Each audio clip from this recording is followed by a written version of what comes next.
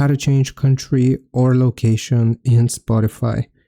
Open up your browser on your phone and Google search for Spotify. Here, if you scroll down, you should see www.spotify.com. Click on it.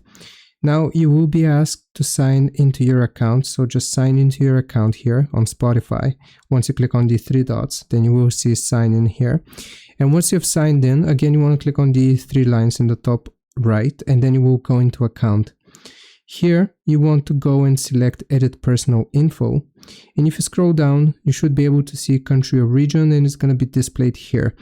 But it's going to be grayed out. So how can we actually change it? So in order to do that, you will need to go and search for NordVPN. I'll leave a link as a pinned comment, and you just want to get NordVPN.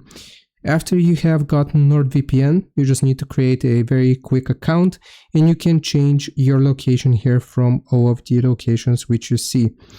Now, once you change your location, you can go back into Spotify, and the country or region here should be updated, and you just want to save your profile.